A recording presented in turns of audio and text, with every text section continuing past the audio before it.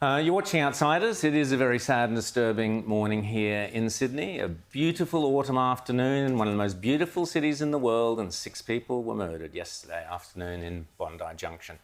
The last few hours we have learnt the name, as Rita was saying, of the attacker who was shot dead by the police. It was a 40-year-old Joel Couchy, who was known to police in Queensland but had relocated to Sydney. 5 women and 1 man were killed by this man yesterday, including the mother of a baby who is being treated in hospital. The baby is. We've just learnt the bodies are being removed from the complex, as Kenny was just telling us right now.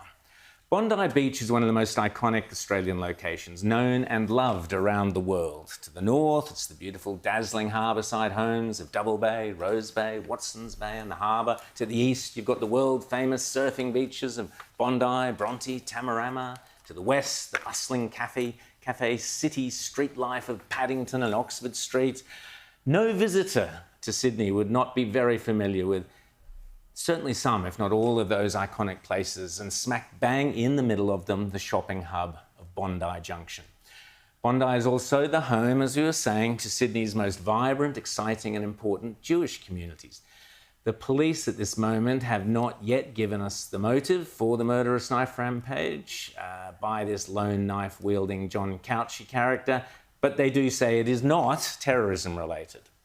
The bravery of the police woman, amazing woman, Amy Scott, seen here in this photo, will forever sum up this tragic event. An Aussie Sheila, I'd say, a great Aussie Sheila. She probably goes surfing at Bondi Beach, and she takes down a vile, cowardly, despicable, murderous scumbag. And the tragedy and the bravery of one of the victims, Dr. Ashley Good, who threw her baby into the arms of 2 brothers, is something that will haunt us all forever. Our thoughts and prayers are with that baby and Ashley's friends and families, as they are with all the loved ones of all 6 victims, and those who are injured still in hospital.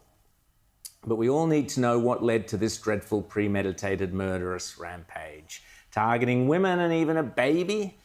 The first press interview by Police Commissioner Karen Webb was, let's face it, unsatisfactory, where she claimed the attack was not terror-related by, well, try telling the people who fled in terror that it was not terror-related. It certainly was to that extent. Remember, this knife attack by a lone man occurred in the heart of Sydney's Jewish community, only a couple of blocks from the Central Synagogue.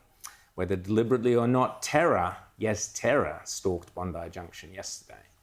The police chief says the murderous thug was known to police, Queensland Police. If he was known well enough for them to work out his motivation, then why in God's name was he out on the streets in the first place? And if he was not well known enough for them to know his motivation, as they're saying, well, how can they be so confident it wasn't related to some warped ideology or thinking or whatever? This tragedy will cast a long and ugly shadow over all our lives, but particularly the people of the eastern suburbs of Sydney. All our thoughts and prayers are with you today. In the meantime, Israel is under attack from Iran.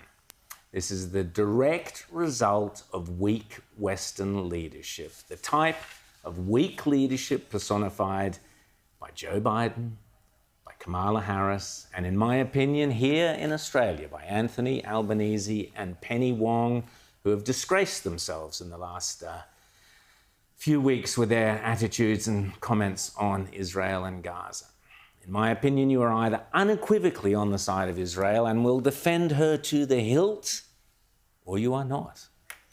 Roll on next year when hopefully we have Peter Dutton in the lodge and Donald Trump back in the Oval Office. I'm not sure how much more of this mob we can actually take.